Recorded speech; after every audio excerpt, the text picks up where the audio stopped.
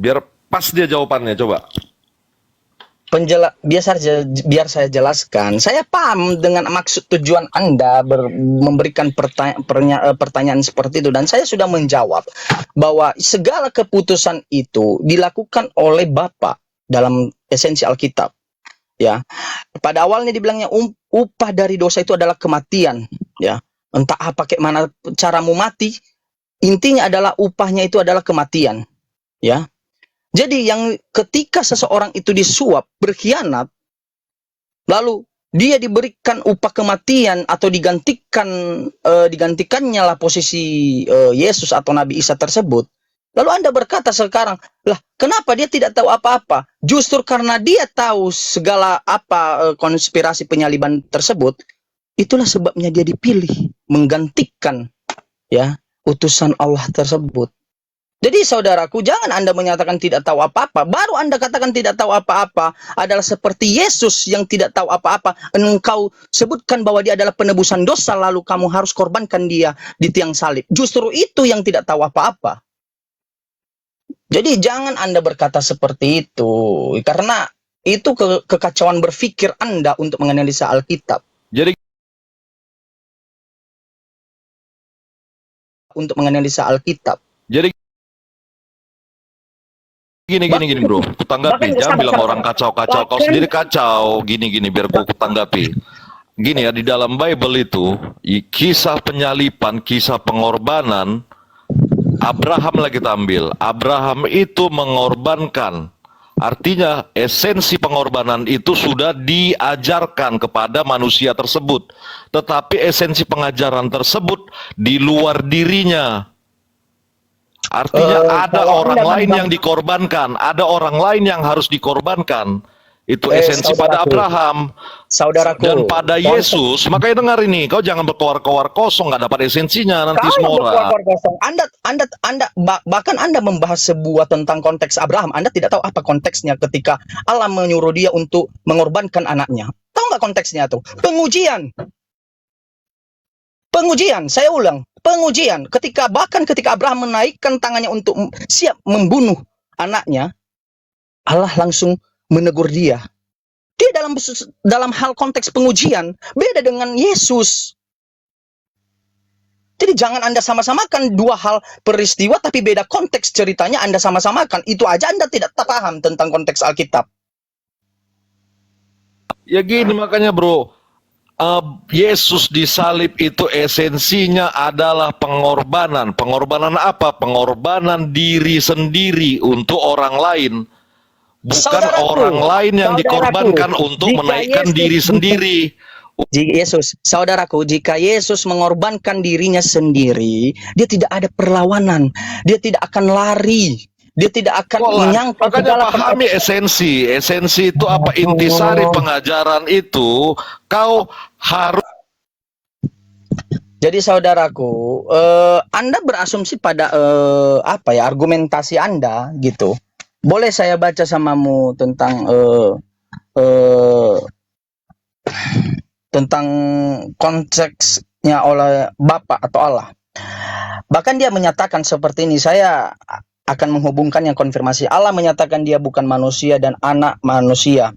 Di mana ada di Bilangan 23:19. Terdapat di Hosea 11 ayat 9, 2 Samuel 7:22. Jika Anda menyatakan bahwa Yesus itu adalah penebusan dosa, harusnya mati dia dan dia menjadi Tuhan, Yesus itu adalah anak manusia. Yesus itu adalah ciptaan. Yesus itu adalah manusia. Bahkan dia berbohong, bahkan dia diam-diam berbohong. Di mana terdapat bahwa dia berbohong? Dinyatakan kau premis aja dari tadi, esensi kau nggak dapat. Ada seseorang yang dikorbankan yang seharusnya tidak berada di tempat itu, di hukuman itu, kau katakan itu esensinya baik. Bagaimana penjelasanmu tadi? Coba jelaskan dulu. Yang menurut Al-Quran yang dikorbankan pada saat itu adalah orang yang berkhianat. Dalam konteks penyaliban itu. Saya ulang ya. Orang yang berkhianat dalam konteks penyaliban. Lalu Anda menyatakan dia tidak berdosa. Lalu Anda menyatakan bukan dia tidak berdosa bro. Orang yang tidak layak The right man on the right place. Dia tidak layak berada di tempat itu. Kenapa ditempatkan di tempat itu? Untuk menaikkan seseorang, untuk mengangkat seseorang. Saya tanya Apa ulang. esensi pengajaran yang kau dapat dari situ? Coba jelaskan dulu. Jangan cuma baik. Saya sudah jelaskan berulang kali. Justru itu membuka fakta kebenaran bahwa saya hubungkan dengan perkataan Allah. Allah itu tidak ada namanya penebusan dosa. Dosa ditanggung oleh sendiri. Saya ulang kepada Anda ya. Ketika Yesus disalibkan, lalu ada orang yang menggantikan dia adalah orang berkhianat. Menurutkah orang berkhianat ini diposisikan di mana menurutmu? Sementara upah dosa itu adalah maut. Entah kayak mana cara mautnya, entah mati terpanggang, entah mati dari disalibkan atau dibunuh. Bang Jiman, orang ini si Cepek ini otaknya udah dimakan sama cacing pita, jadi nggak nangkap lagi gitu. Ya, Susah. sebenarnya poinnya yang disampaikan Jiman itu harus dijawab. Itu poinnya penting di situ loh. Siapa pengkhianat itu, bagaimana dia mati, itu aja. Iya. Esensi Itu pengajaran poinnya. yang didapat dari situ. Aku ini mengorbankan orang lain untuk menaikkan diriku. Esensinya apa? Baik. Coba jelaskan dulu esensi pengajaran apa yang didapat. Hikmat Dengar ya. apa? Seperti Dengar ya, itu. Saya ulang ya. Ketika Yesus disalibkan, Allah menggantikan yang menyerupai dirinya, dan sesungguhnya orang tersebut yang diserupai adalah orang yang berkhianat yang telah membuat dosa pada konteks penyaliban tersebut. Ya, mari kita kembali ke belakang jauh dari di belakang. Ketika engkau berbuat dosa, upahnya adalah maut. Entah itu kematianmu cara digantung, disalibkan, dikeluarkan isi perutmu, atau mati karena sakit. Itu adalah menurut ketentuan Allah Subhanahu wa taala atau Allah. Ya. Jadi ketika Anda menyatakan bagaimana dia bisa diposisikan di situ, dia tidak tahu apa-apa, namun kenapa dia diposisikan dalam menggantikan seseorang untuk terangkat di atas. Bukan Yesus yang memposisikan orang tersebut, tapi penciptanya, Allah. Nah, harus kau pahami itu tentang Al-Quran. Kau jangan konteksmu aja yang kau apain. Allah yang memilih. Allah yang memilih. Bukan Yesus. Justru Yesus ketika disalibkan, justru pertanyaan bagi kita kalau kita pakai teologi kekristenan, apa salah Yesus hingga mati terkutuk di tiang salib? Ya makanya aku jelaskan, mati gini. Nah, apa lagi? Esensinya itu gini maksudku, pengajaran yang diambil dari kisah salib adalah pengorbanan diri sendiri untuk orang lain. Karena hal pengorbanan Gini, Cepek, pengajaran yang bisa diambil, jangan sekali-sekali berkhianat. Karena ketika berkhianat, upah khianat itu ya mati, is dead, mampus, meninggoy, meninsoy. Ah itu. semua orang mati. Iya, kan Manusia mati. Iya, Makanya aku ambil gini contohnya. Iya, semua orang mati tapi nggak semua orang yang disalib. Betul? Iya. Makanya pengajarannya gini, esensi salib pada Kristus. Ah, nggak ngerti dia. Ah, cetek amat ilmumu, Cepek. Enggak. Jangan Ya, diturunkan karena dulu. iblis tidak akan mungkin mau mengorbankan dirinya bagi orang lain. Aduh, salah Anda. Ini udah kekacauan Iblis berpikir tidak akan Anda. mau mengerjakan hal ini. Ini pengajaran yang terbesar. Makanya kalau Iblis nggak mau tapi berencana. Justru iblislah pekerjaan iblis seperti itu untuk menyesatkan umat manusia. Terbukti pada saat menyesatkan, ini. gimana menyesatkan? Sabar. Diri sendiri. Betul. Makanya tarik ke dalam dirimu sendiri. Kau mau nggak berkorban bagi orang lain? Iblis tidak. Justru saya tidak mau berkorban. Itulah sebab Yesus tidak mau berkorban. Itulah sebab Allah tidak mengkorbankan utusannya untuk disalibkan percuma dengan omong kosong pada saat itu. Betul. Ngomong kosong. Kau diajar. Gini saudaraku, biar saya katakan samamu. Kenapa kau Anda tidak mau berkorban bagi orang? Ya tidak mau saya Ya, kau berkorban bukan untuk bagian dosa dari orang lain. Sementara Ya, Allah ilahi mengatakan mengajarkan. dosa itu ditanggung oleh sendiri-sendiri. Bagaimana saya bisa mengorbankan diri saya untuk menanggung dosa orang lain? Bapakmu membunuh, mohon izin, mohon maaf. Bapakmu membunuh, mau nggak kamu yang dihukum? Iblis pekerjaannya mencuri, membunuh, membinasakan. Iya, membinasakan. Biar saya katakan samamu, justru dalam Alkitab penyaliban tersebut yang dinyatakan penebusan dosa, yang sekarang diyakini oleh Kristen bahwa itu adalah penebusan dosa dan diyakini sampai sekarang, dan mentuhankan Yesus karena penebusan dosa tersebut dan penyaliban tersebut, justru itulah ya pekerjaan iblis untuk menyesatkan. Karena Bapa tidak menyatakan hal demikian, Yesus tidak menyatakan hal Pekerjaan iblis, demikian. bro, pekerjaan iblis sudah kupapar. Pekerjaan iblis itu Mencuri, mencobai membunuh, Tuhanmu. membinasakan. Gimana? Pekerjaan Nggak iblis paham itu ya. mencobai Tuhanmu. Pekerjaan iblis itu mencobai Tuhanmu. Mencuri, Gimana? membunuh. Pekerjaan iblis itu mencobai Itulah pekerjaan Tuhanmu. Pekerjaan iblis. mengorbankan di luar. Biar saya tambahkan lah ya. Itu berurut loh. Kenapa saya bilang katakan berurut? Ketika setelah saya disalibkan, datanglah sebuah nabi-nabi palsu yang mengaku dirinya rasul bertemu Yesus. Ya, ketika dia telah diangkat di surga. Dia menyatakan hal demikian seperti ini. Dengan matinya Yesus di kayu tiang salib, hukum Taurat dibatalkan. Anda tahu nggak? Hukum Taurat itu tidak ada satupun titik atau iota yang bisa kau tiadakan sampai langit dan bumi. Karena di hukum Taurat itu adalah hukum-hukum yang benar dari Allah.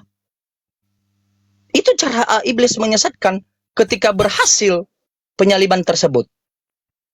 Jadi itulah pekerjaan iblis. Jangan Anda menyatakan pekerjaan iblis mencabut nyawa. Jelas itu. Kalau itu menurut Alkitab adalah mencabut nyawa adalah pekerjaan iblis, tapi keputusan matinya atau tidak itu adalah pekerjaan Allah. Cimen. Ya. Yang kepalanya botak gitu ya. Nabi palsu. Ya, itu Rasul Paulus. Taurat itu ditujukan untuk siapa kira-kira? Taurat. Gimana? Kalau kau bahas Taurat ditujukan untuk siapa kira-kira? Secara eksklusif. Saya senang orang seperti ini. Pelan-pelan ya Pak ya. Taurat itu diberikan kepada Bani Israel. Udah?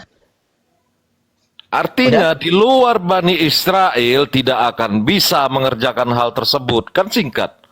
Iya, Kau oke. bicara singkat juga. banyak tapi nggak dapat Sabar esensi, dulu, sabar intisarinya nggak Sabar dapat dulu, gitu maksudku dari sabar tadi. dulu. Makanya aku ngajarin Oke, ini. Sabar dulu. Ketika Anda menyatakan bahwa Bani Israel itu, Taurat itu diturunkan ke Bani Israel, Yesus diturunkan untuk Bani Israel. Domba-domba Israel.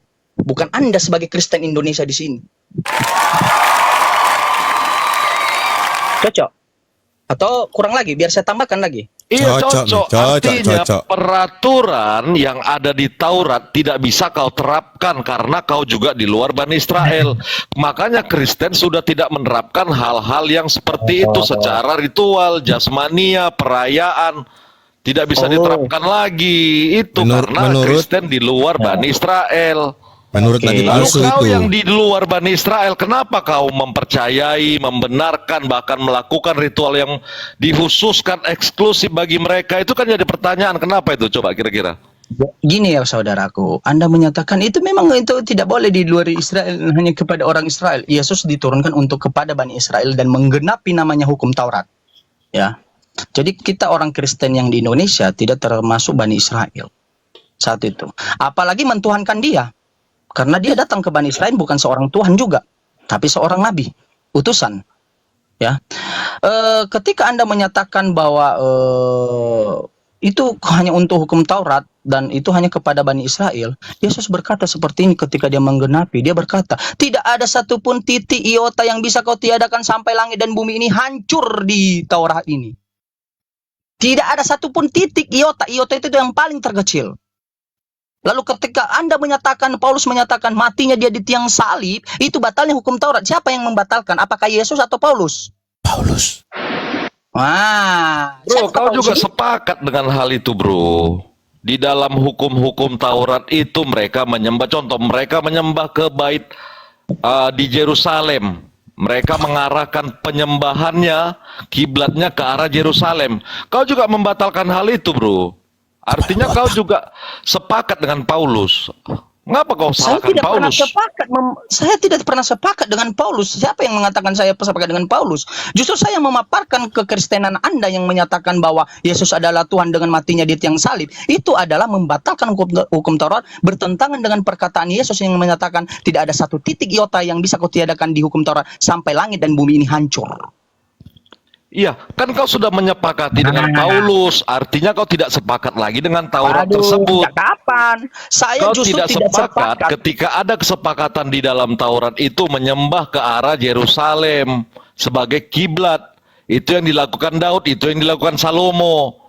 Kan seperti Ingat, itu. ya. Kau tidak mengarahkan itu lagi, artinya kau sudah sepakat dengan Paulus.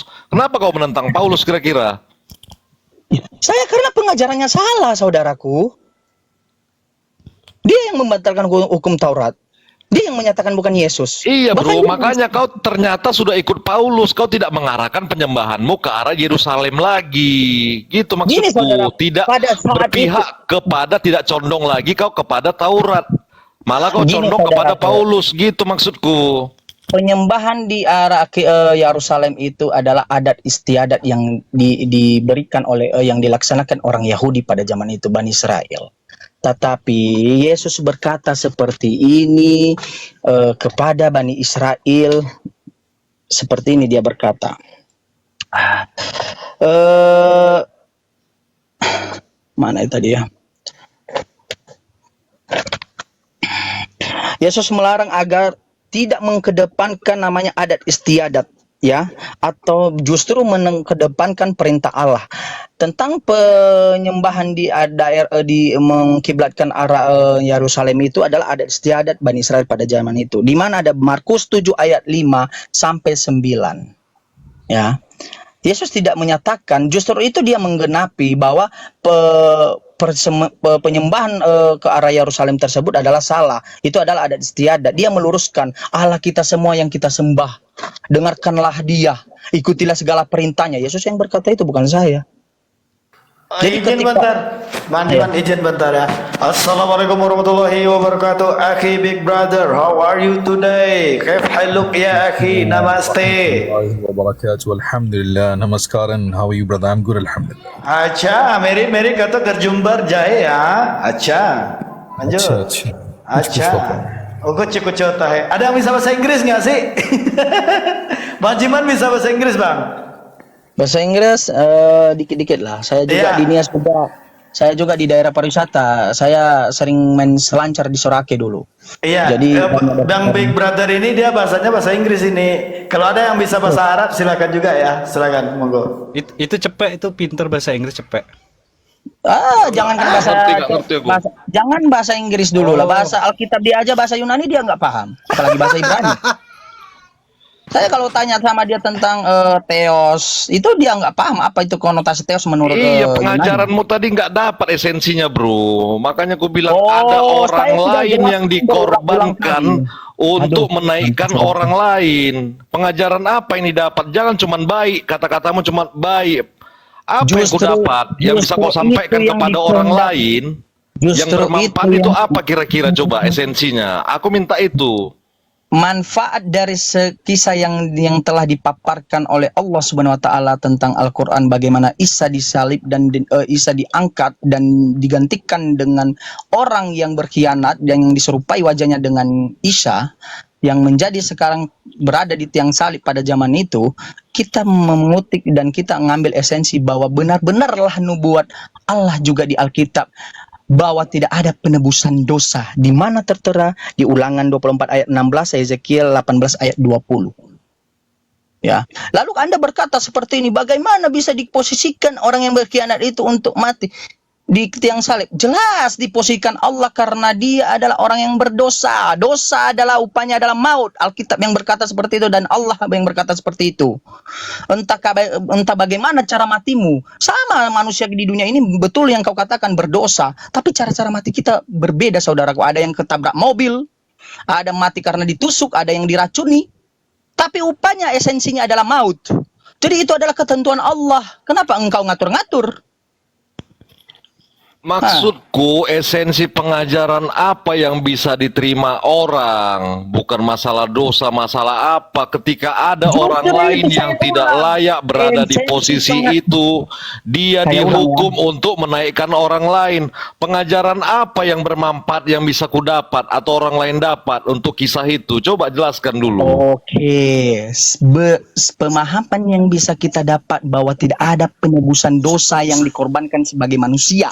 yang disampaikan oleh Allah di mana di Ulangan 24 ayat 16, Hezekiel 18 ayat 28 bahwa dosa anak tidak ditanggung bapak, dosa bapak tidak ditanggung anak, dan setiap manusia akan dihukum dengan sesuai dengan perbuatannya. Itu pelajaran yang harus kau pelajari. Makanya untuk aku, untuk orang lain yang bermanfaat, Sini saya jawab, untuk sini saya orang jawab. yang beragama, tidak beragama, kata-kata apa yang bermanfaat yang ditarik dari kisah itu? Kisah Kau itu bahas saya dosa. jawab. Sini bantu saya jawab. Kisah yang bisa Bantu, ditarik. bantu. Kisah yang bisa ditarik dari situ. Benar sih jawabannya Bro Jiman, benar. Kisah yang paling kita bisa ambil hikmahnya. Kenapa Allah Subhanahu wa taala menyelamatkan dan mengangkat Nabi Isa? Artinya apa? Tidak boleh menganiaya, tidak boleh membunuh orang yang tidak bersalah. Tapi orang yang bersalah, orang pengkhianat itu bisa diberi hukuman. Itu kira-kira di sana kisahnya, dan ajaran pengajaran bisa ambil hikmahnya. Karena di semua kitab suci tidak boleh membunuh orang tidak bersalah. Artinya orang tidak bersalah ini diselamatkan, orang yang dihukum adalah orang yang bersalah. Siapakah itu yang dihukum? Orang pengkhianat. Itu kira-kira pengajarannya, Bro. Lanjut Bro Jiman ya, setuju ya Bro Jiman? Tanpa kitab suci orang juga bisa tahu dilarang melakukan hal itu. Tanpa kitab suci, catat itu, tanpa kisah tersebut yang kalian informasikan, orang lain juga bisa tahu tentang itu. Jangan menyakiti orang, jangan menghilangkan nyawa orang lain. Tanpa Buktinya, kitab suci. buktinya di sebentar, Cari kisah. buktinya diam-diam, buktinya di Bible dilanggar semua. Orang yang tidak bersalah ditelanjangin, digamparin, diludahin, dibunuh, terkutuk, dibangunkan kembali menjadi Tuhan. Justru yang pengkhianat dibiarkan bebas. Yudas sang pengkhianat dibiarkan bebas. Tentara Romawi sang pembunuh dibiarkan bebas. Yahudi sang sebagai perencana dibiarkan bebas. Justru orang yang bersalah yang dibunuh di Bible. Jadi Bible ini nggak bisa dijadikan acuan pengajaran. Kira-kira begitu. Makanya Pak Bro, negara juga mengatur hal itu secara moralitas, juga mengatur. Nggak usah ke negara, lu agamanya apa sih? Nggak usah ke negara. Kenapa lu berlindung di? Kenapa lu berlindung di negara? Memang lu nggak punya agama. Lu nggak punya kitab. Ini orang ini Kristen apa aja? Siapa sih dia Tanpa ini? kitab itu juga orang bisa mengerti.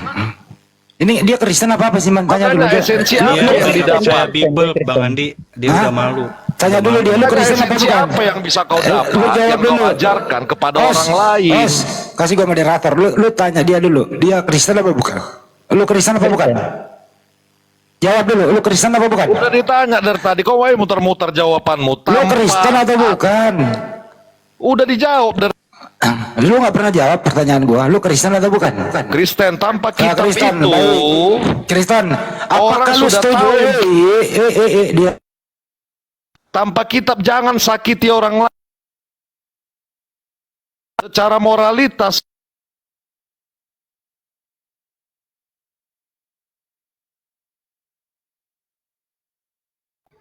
Bang Andi, jaringan kah? iya makanya secara moralitas manusia Ntar dulu cepet, nyerocos saja congol. menghilangkan nyawa orang lain. Negara juga melarang hal itu. Ntar dulu. Ah, mental tuh Bang Andi. Lanjut Bang Jiman. Lanjut. Jaringan itu kayaknya. Oke.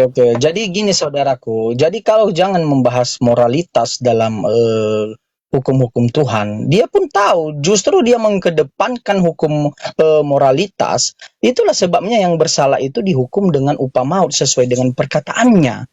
Lalu bagaimana kau posisikan orang berkhianat itu? Kau agung-agungkan? izin dulu. Justru izin itu sudah setengah menit. melanggar moralitas. Saya habisin bro. dari tadi ya. Aku mau keluar setengah menit. Lanjut Pandi, lanjut. Anda sudah punya, Anda Kristen, Anda punya Bible. Mestinya Anda pahami Bible Anda, bahwa di dalam Bible Anda itu, di situ banyak tertulis dilarang membunuh orang yang tidak bersalah. Nah, kalau Anda mengatakan tanpa kitab suci, berarti Bible lu kesampingkan. Di dalam Bible-mu sendiri itu dilarang membunuh orang yang tidak bersalah. Terus kemudian imanmu itu membunuh orang yang tidak bersalah. Kau bunuh, kau iakan dengan imanmu membunuh anak orang tidak bersalah. Kau jadikan momentum supaya dosamu itu dihapus dan supaya ia menjadi Tuhan. Artinya apa? Memang Kristen seperti Anda ini meninggalkan Bible, terus kemudian melayang-layang di atas permukaan air, menganggap bahwa orang yang tidak bersalah itu tidak boleh dibunuh, tapi imanmu mengatakan boleh dibunuh. Artinya kau ini dalam keadaan maju kena, mundur kena. Gitu kira-kira berjiman. Dilanjut. Iya, justru itu dia harus mempertanggungjawabkan dosa-dosanya sesuai dengan perbuatannya dan upahnya itu adalah maut. Jika Anda menyatakan bahwa kematian Yesus itu adalah penebusan dosa, dosa apa yang telah dilakukan Yesus hingga dia mati terkutuk? Lalu penebusan dosa apa yang harus dilakukannya ketika dia mati di kayu salib? Apakah itu nubuat firman yang dilaksanakan oleh Allah sebelumnya? Apa ada nubuatnya? Tidak. Justru kematian di kayu salib itu, Yesus itu tersebut untuk mati di kayu salib itu penebusan dosa, justru hadir ketika Yesus telah tiada, dituliskan oleh bapak-bapak gereja dan Paulus. Ya. Kenapa dia tidak menyatakan pada dirinya, saya akan mati ke depan untuk menebus dosa-dosa kalian? Kenapa Yesus tidak berkata ketika dia masih hidup untuk memberi isyarat kepada umat manusia, jangan ada polemik kalau memang benar pernyataan Anda? Jadi Anda harus berpikir. Yang melakukan itu bukan orang yang pengikut Yesus. Makanya tangkap itu. Esensinya. Justru bukan pengikut Yesuslah yang melabelkan kematian Yesus itu adalah penebusan dosa supaya Anda tersesat. Percaya, saya ulang ya, yang menyalibkan Yesus itu siapa? Yang berkonspirasi di situ siapa? Yang menyalibkan orang Farisi, orang Romawi. Bukan bersama dengan? Ayo jawab. Apakah itu semua orang Romawi? Jadi jangan Anda hanya berkata-berkata, bla bla bla, tapi Anda tidak berpatokan pada Alkitab. Itu justru sesat, saudaraku. Kalau Anda berkata seperti itu adalah pekerjaan iblis. Iya, justru itu pekerjaan iblis ketika engkau percaya bahwa Yesus itu adalah mati di tiang salib. Makanya paparkan pekerjaan iblis itu mencuri, membunuh, membinasakan. Itu pekerjaannya, menyesatkan. Kok gimana pekerjaan iblis gitu? Premismu gimana itu coba? Di tiang salib Anda menebus dosa-dosa dengan matinya di kayu salib Yesus tersebut. Siapa yang melakukan itu? Siapa yang melakukan pekerjaan itu? Jadi yang melakukan pembunuhan Yesus Tuhanmu itu berarti kelakuan iblis dong. Iblis telah menjadi bapamu ketika kau. Ya ntar dulu. Apakah Anda, dengerin. Apakah Anda mengimani kematian Yesus di tiang salib? Jawab. Iblis telah menjadi bapamu karena kau pembunuh, pencuri, pembina. Apakah Anda mengimani kematian Yesus di tiang salib? Jawablah. Mengimani. Siapakah yang membunuh Yesus di tiang salib? Orang-orang yang memiliki sifat iblis. Oke, sifat iblis. Jadi jasa-jasa orang yang memiliki sifat iblis itu kau percaya, betul? Jasanya loh ya, jasanya. Betul? Tidak ada jasa, ada dua sisi. Yang mana jasa menjadi bapamu karena tugas diulang lagi. Jasa, gimana kau berpikir jasa? Siapakah pelaku pembunuh Tuhanmu di tiang salib? Jawab. Tersebut yang diberikan di dalam Alkitab. Siapakah pelaku pembunuh Tuhanmu di tiang salib? Siapa? Ayo. Jawab. Siapakah pelaku pembunuh Tuhanmu di tiang salib? Jawablah. Orang-orang yang memiliki sifat iblis yang menentang kepada keinginan ilahi. Karena tugas iblis mencuri, membunuh, membinasakan. Cukup. Apakah pembunuhan Yesus di tiang salib itu melanggar perintah Tuhan? A. Melanggar. B. Tidak. Jawab. Paham nggak esensinya? Kau satu pertanyaan dulu kembali lagi. Apakah pembunuhan Yesus di tiang salib itu melanggar atau tidak? Diulang kembali. Apakah pembunuhan Tuhanmu di tiang salib itu Apakah pembunuhan Tuhanmu di tiang salib itu melanggar perintah Tuhan? A. Melanggar. B. Tidak. Jawab. Melanggar. Orang yang melakukan Oke, itu, udah dijawab melanggar. orang yang melanggar itu, Udah dijawab melanggar. Iblis lah menjadi Apakah kau mengimani pembunuhan itu? karena Jawab. kau keinginan iblis. Apakah Kan kau itu. apakah kau mengimani pembunuhan itu? Iblis lah Jawab. menjadi bapamu karena kau melakukan pembunuhan, pencurian, Iya. Pertanyaan selanjutnya, apakah kau mengimani pembunuhan itu? Jawab. Iblis yang menjadi bapamu Saya nggak karena nanya kau itu. melakukan pekerjaan. Saya nggak nanya itu. Sifat itu, makanya Apakah kamu mengimani kau pembunuhan itu? bertanya, kau telaah dulu jawaban itu. Saya udah Kau mengerti. hanya bunyi bertanya. Apakah kamu mengimani Tidak mengerti pembunuhan jawaban. itu? Apakah kamu mengimani pembunuhan itu? Jawab. Kau harus mengerti jawabanku dulu. Sudah mengerti, makanya saya tanya. Kau Apakah nggak kamu mengimani pembunuhan itu? Gak mengerti apa-apa kau, bro. Apakah kamu mengimani pembunuhan itu? Kau nggak mengerti apa-apa yang ku jawab. Kau Itu nggak jadi jawab, masalah kau besar. mengerti, kau nggak jawab. Dia nggak jawab. Tinggal jawab. Kau nggak mengerti Tinggal jawab. apa-apa yang ku jawab. Ya, dijawab ya. Apakah kamu mengimani pembunuhan itu? Mengimani pembunuhan gimana maksudnya? Apakah kamu mengimani pembunuhan Yesus? Mengimani bagaimana? Percaya atas pembunuhan itu? Ya percayalah. Oke, Ada berarti kisah berarti kamu percaya? ada kisah pengorbanan. Iya, udah diam. Artinya kamu percaya pembunuhan Yesus yang dibunuh oleh orang yang kerasukan iblis, melanggar perintah Tuhan, betul? Artinya lagi, Orangnya yang artinya lagi mengikuti sifat diam. Artinya lagi, kepercayaanmu, kepercayaanmu itu berdiri di atas Kau menerima pelanggaran penjelasan. perintah Tuhan. Kepercayaanmu berdiri di atas pelanggaran perintah Tuhan, berdiri di atas jasa-jasa orang yang kerasukan iblis. Terima kasih. Kepercayaanmu sangat jelas di sini. Sama-sama. Kau di mute terus aku ini. Justru kau mau kuajari Sama-sama. sekarang ini. Iya, Kau mau karena kuajari. Aku asik di mute aja terus gini. Mau kuajari kau gini. Terima kasih iblis. nggak perlu kau ajari kami di sini ya. Tentang Sama-sama iblis. Ya. Bintang Jadi- Timur. Makanya jangan di mute Risiko terus itu. biar kuajari. Hidup Maksudku Bintang itu. Timur. Kebanyakan ngomong nggak nyambung Bintang Timur. Jawabanku aja nggak bisa kau telaah. Udah dijawab Udah sama paham kok kita. Tadi jawabanmu nih, pertanyaannya ya. itu Apakah pun tidak bisa kau telah. di mute dia permanen. Jadi gini loh ya. Kamu udah menjawab bahwa yang membunuh Yesus di tiang salib itu adalah orang yang terpengaruh ajaran iblis. Paham kita? Yang kedua, yang pembunuhan Yesus di tiang salib itu melanggar perintah Tuhan. Paham kita?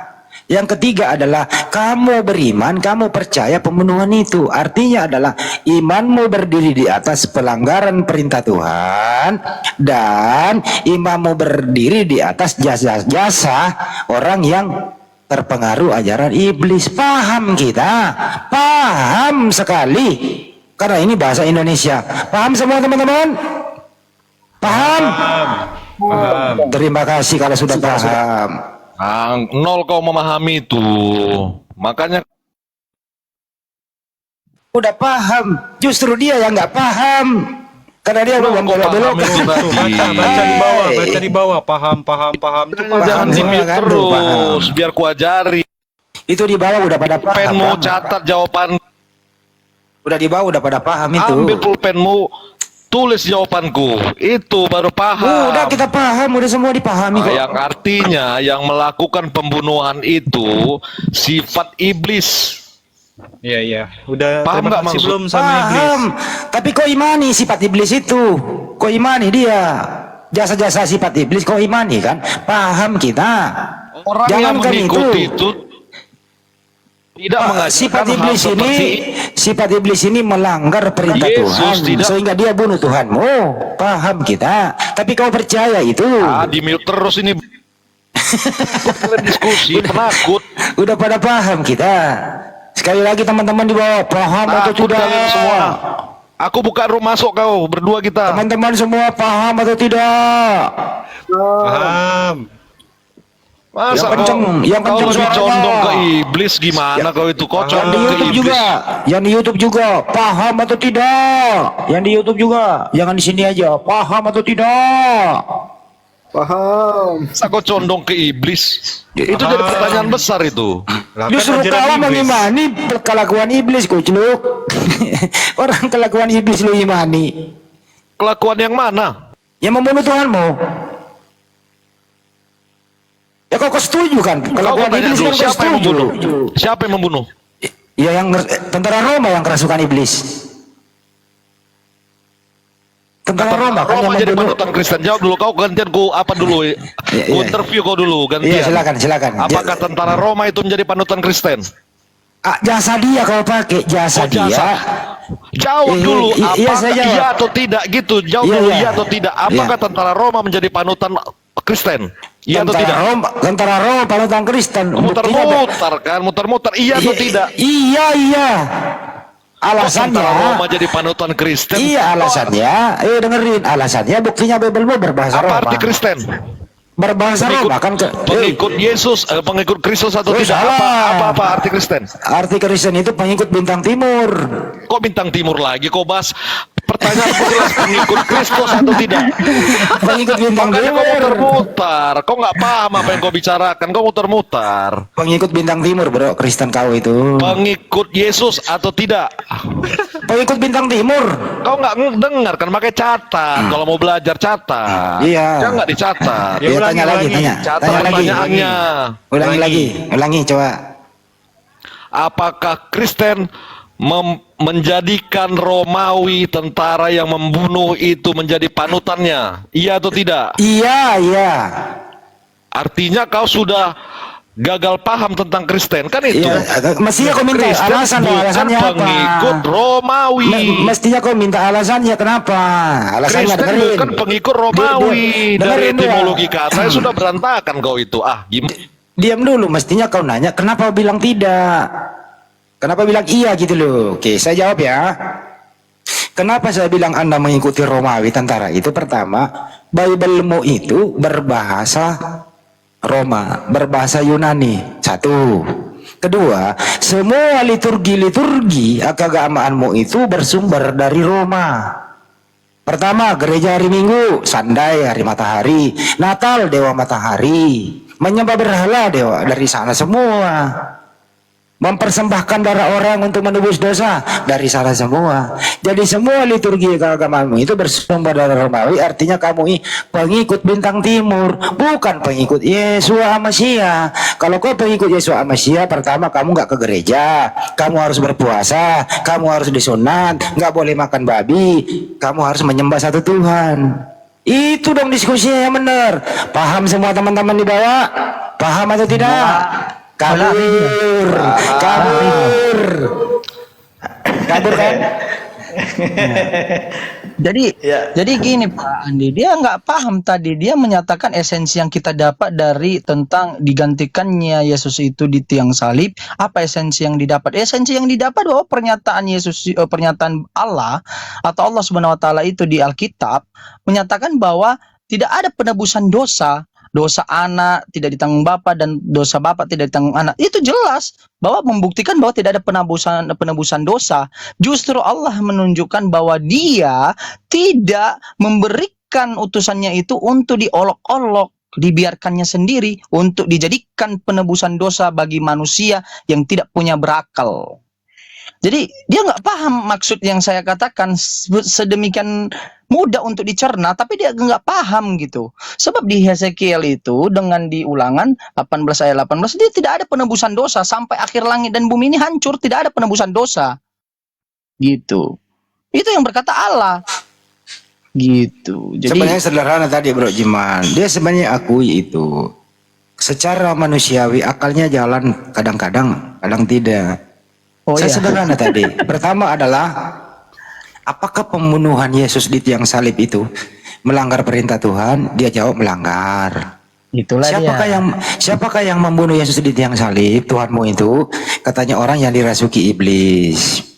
Apakah kau yakin dan percaya pembunuhan itu? Yakin. Artinya keyakinan dia berdiri di atas pelanggaran perintah Tuhan dan dikerjakan oleh orang yang kerasukan iblis. Dia percaya itu, karena kalau tidak ada itu nggak ada dia Kristen. Dia tanya lagi, apakah Kristen itu mengikuti Roma? Saya jawab iya. Jelas. Pertama alasannya nih, Bible-nya berbahasa Yunani Roma, Yunani. Kedua, semua liturginya, cara dia ibadah identik dengan Roma. Ya. Sandai pergi gereja, matahari lagi, Natal iya, tidak kakak sunat, makan babi, dewa-dewa, semua kan. Kalau dia mengikuti ajaran Yesus Masiah, mestinya dia sebagaimana Nasara, berpuasa, menuhankan satu Tuhan, masuk ke sinagog, hidup bersih, tidak makan babi, dipotong kulupnya. Kan saya jawab apa adanya. Dengan data yang tadi, membuat dia terpantul kepalanya, kena gear sepeda, kabur. Sekarang mungkin dibawa ke rumah sakit. Kira-kira begitu. Iya, ini Bang Kenzo ada nih Bang Ande. Kayak Bang Kenzo Kristen apa Islam nih Bang Kenzo? Dia Kristen. Kristen Oh ya. Kristen. Oke siap. Tanya dulu, Bang Silakan tanya dulu. lanjutkan. Bang Kenzo. Mewakili Ya. pribadi apa partai nih Bang Kenzo? Nah, ya Siap, silakan. siap. Moderatorku silakan. Mewakili pribadi ya. Ah, pribadi lah. Oke siap. Silakan dilanjutkan tanggapannya. Bapak Kenzo, apakah Anda percaya bahwa perintah Tuhan di dalam kitab suci itu dilarang membunuh? Pak Kenzo. Pak Kenzo, tuh. Gimana, Bang? Apakah Anda Pertanyaannya? percaya kitab suci perintah Tuhan dilarang membunuh orang yang tidak bersalah? Setuju? Kitab suci mana dulu? Semua kitab suci dilarang membunuh orang tidak bersalah. Oh, saya kalau semua kitab suci saya tidak tahu ya. Yang saya Kalau- tahu cuma Alkitab aja. Oke, kalau di dalam Bible boleh nggak membunuh orang yang tidak bersalah? Nggak boleh lah. Nggak boleh, pinter. Apakah Yesus punya salah? Yesus yang mana ini? Yesus Tuhanmu. Ah, itu baru betul. Tuhan kita sebenarnya. Cuman kan kalian nggak mengakui Tuhan. Enggak, saya tanya baik-baik, bukan itu. Apakah anaknya Maria yang kau nama jangan ketawa. Apakah anaknya Maria yang namanya Yesus ini punya salah atau tidak? Nggak punya lah. Nggak punya. Yesus kan Tuhan, orang kudus. Oke, nggak punya. Boleh nggak membunuh Yesus yang tidak bersalah? Boleh atau tidak? Gimana? Boleh nggak membunuh Yesus yang tidak punya salah? Itu pemikiran siapa yang menanyakan? Saya nanya, saya berpikir dengan pikiran saya sendiri. Oh, Saya pikiran nggak minjam. Anda.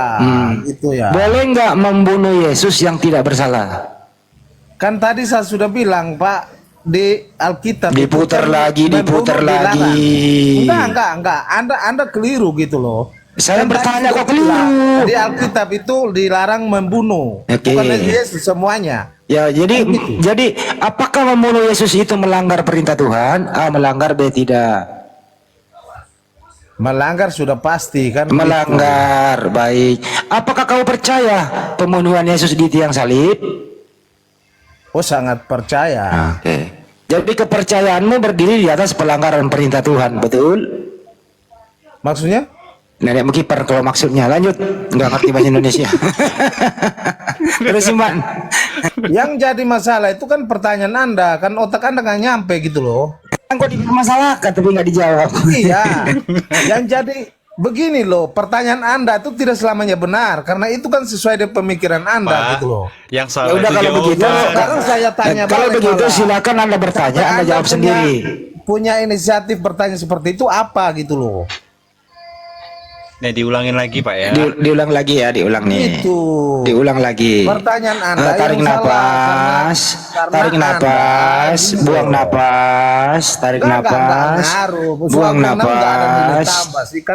Karena bagi saya begini loh. Ini waktu Alkitab kok itu sudah ngomongannya sangat panjang tapi nggak ada benar artinya dan loh. Dipercaya umat Tuh kan Kristen kemana-mana kan ngomongnya. sebagai Ngomongnya firman panjang Allah. banget. Panjang banget ngomongannya nggak ada artinya. Lama-lama saya nyanyi, apa artinya malam minggu udah lewat. Kan lagu itu. Lagi curhat itu Bang Andi, curhat. Udah jelas imanmu itu, kepercayaanmu mengatakan Yesus mati di tiang salib. Artinya kepercayaan seperti ini sebagaimana statement dari awal. Artinya apa? Kepercayaanmu berdiri di atas pelanggaran perintah Tuhan. Karena perintah Tuhan tidak boleh membunuh orang yang tidak bersalah. Tapi kau yakini pembunuhan Yesus. Artinya kepercayaanmu berdiri di atas pelanggaran perintah Tuhan. Apa jawabannya? Itu pikiranmu, itu pertanyaanmu. Nenekmu kiper lah. Tinggal iyain aja, selesai gitu loh. Lama-lama nih kunci dongkrak bener-bener gue salah gunain nih. Tapi saya kunci dongkrak satu-satunya kalau gue lemparin kan hilang. Gue pakai apa? Lu lagi ganti ban kok. Terusin dulu bang. Terusin. Pak Kenzo, mohon izin Pak Kenzo. Buka mute-nya Pak Kenzo. Mute mic-nya dibuka. Pak Kenzo. Pak Kenzo. Nah, udah. Nah, mic-nya dimatiin melulu saya ngomong ini. Gimana cara mainnya ini? Nggak ada matiin, Pak. Nah, udah jelas. Silakan Pak Kenzo. Silakan Bang Jiman. Jadi begini. Jangan begini dengar dulu Pak. Nanti dulu. Jadi begini Pertanyaan jadi begini. itu kan redaksi kalimat harus dipahami dulu oleh penanya. Jangan sampai dia nggak paham apa yang dia tanyakan. Itu yang jadi persoalan. Iya. Aku tanya Pak, yang salah Justru itu pertanyaan Pak, yang tidak Pak Kenzo. dipahami itu Pak, jangan ngomong sendiri Pak. menimbulkan jawaban juga ya. Hei, jangan ngomong sendiri Pak. Pak Kenzo, buka mute-nya Pak. Tadi susah ngomong, habis matiin mic lagi ya. Gimana? Iya, maksudnya jangan ngomong sendiri. Gini Diskusi Pak. jangan kayak gini dong. Yang genter. Iya, sabar Pak, sabar. Pak, gini Pak ya, yang salah itu pertanyaan apa jawaban Pak? Nah, tadi saya bilang kan, Pak, paling tidak kan Pak punya telinga mendengar terus. Enggak, aku tanya berpikir, gini ya kan? Pak. Kan Yang tadi saya sudah biasanya bilang. yang salah itu pertanyaan yang saya apa bilang jawaban? tadi, pertanyaan. Dia ngomong sendiri. Biasanya Pak, yang salah itu pertanyaan apa jawaban? Mana-mana jawaban. Dia nyalain pertanyaan Bang dah. Gimana? Bilang gimana? Pertanyaan yang salah. Ya, yang bertanya itu salah. Bukan hanya yang pertanyaan bertanya salah. Bukan hanya pertanyaan yang salah, tapi orang yang bertanya juga salah. Iya salah semua kita. Sekarang gini Ya, aja Pak itu Kenzo. ya. Berarti Kita Anda paham, ya Anda ya paham. paham Bagus. kita. Sekarang Bagus. Anda Ya, yang ya. bertanya, terus Anda jawab sendiri supaya benar semua. Silakan. Nah, silakan Pak Kenzo. Silakan. Bertanya sendiri, jawab sendiri. Silakan. Daripada kita bertanya disalahin. Nah, Ya, silakan Anda itu bertanya, betul. jawab sendiri, monggo kita dengerin. Semua Bagus diam. kalau diam. Kalau Bang Andi sudah menyadari bahwa beliau salah dan menyusun pertanyaannya juga salah. Iya, salah semua kita, Hanya Bang. sedikit menyadarkan. Artinya Iya, Romi salah sedikit semua kita. menyadarkan host, ya. Salah semua kita, udah kita akui kita salah. Sekarang Anda buat pertanyaan yang benar, baru Anda jawab sendiri. Silakan. Yang lain diam. Kita semua salah. Silakan buka mic-nya, Anda buat pertanyaan yang benar, baru Anda jawab sendiri. 1, 2, 3. Buka mic-nya Pak Kenzo. Buka Mic ya, silakan, saya. Mbak. Malah pergi dia. Takut dia. Jadi masalahnya sebenarnya itu tidak jujur gitu. Sebenarnya mudah menjawabnya kalau dia bertanya siapa yang berjasa dalam penyaliban Yesus itu, ya kalau dia menyatakan dari awal itu adalah rencana syaitan atau iblis, ya yang berjasa iblis dong. Harusnya nama-nama pembunuh itu harus diberikan di dalam Alkitab sebagai kita kenang sebagai pahlawan gitu. Andai kata tidak ada mereka, ya mungkin tidak ada penebusan dosa-dosa mereka. Kan rancu jadinya, kacau cara berpikir seperti itu. Nah, jadi rata-rata oten yang naik ketika ditanya ulang balik dengan pernyataan mereka, dari pernyataan jawaban mereka kita balik menjadi pertanyaan, mereka tidak mampu, mereka akan berputar-putar. Jadi beginilah, seperti inilah, semua berasumsi seperti itu. Sama kayak saya dulu di umur 23 tahun, saya selalu keras seperti itu. Tetapi ketika saya menerima akal itu, ya juga ya kok seperti ini. Sebenarnya mereka tahunya sebenarnya kejanggalan-kejanggalan itu. Tahu, bukan nggak tahu. Tapi terlanjur masuk dalam kekristenan, terlanjur juga untuk mengimani. Itu problemnya. Gitu. Oh, udah ada Pak Kenjo. Lanjut Pak Kenjo. Orang udah datang. Ya, Makanya so, begini. silakan. Oke. Dengerin dulu. Silakan Anda buat pertanyaan yang benar, baru Anda yang jawab sendiri. Soalnya kalau kita bertanya salah. Nah, Oke, Anda yang siap. bertanya yang benar, jawab sendiri ya. Monggo. Oke. Yang pertama saya klarifikasi dulu. Saya diturunkan. Klarifikasi Itu langsung biasa bertanya, nggak usah, mainan nggak itu usah. kan mainan lama itu. Enggak usah, kita ini salah semua. Enggak usah klarifikasi. Langsung Kalau buat mainan pertanyaan. seperti itu mainan basi lah, kita paham lah. Langsung buat pertanyaan yang benar, baru lu jawab sendiri. Silakan, langsung. Yang pertama saya klarifikasi dulu ya. Ada Enggak usah pertanyaan klarifikasi. Udah kita akui kita salah masa semua di nggak sini. boleh klarifikasi gimana? Ini kan Udah kita akui di sini kita salah semua. Anda yang benar. Nah, sekarang Anda yang benar buat bagus pertanyaan yang kalau benar. Abang sudah mengakui. Iya udah kita Ya, akui. Udah. Nah sekarang Anda buat pertanyaan yang benar, baru Anda jawab sendiri. Silakan. Jangan nangis. Jadi yang pertama dengar dulu. Mau dengar nggak ini? Enggak, saya mau dengar pertanyaanmu. Ya, oke. Pertanyaannya.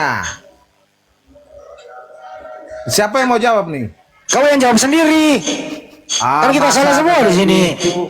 Anda pernah berada di posisi itu ya, seperti itu. Nah, Ya? soalnya kalau kita yang tanya kau nggak jawab. Kau mengatakan pertanyaan Iya. salah. Jadi Nah begini, sekarang kau yang buat pertanyaan baru kau jawab. Biar semua benar menurut kamu kan gitu. Silakan. Atau Pak Kenjo atau malu-malu untuk memberikan pertanyaan DM saya. Apa pertanyaan yang saya tanyakan sama Pak Kenjo? DM kan. Oh ya. Atau buat pertanyaan saya ulang pertanyaanmu baru kau jawab supaya nggak saya salah yang bertanya.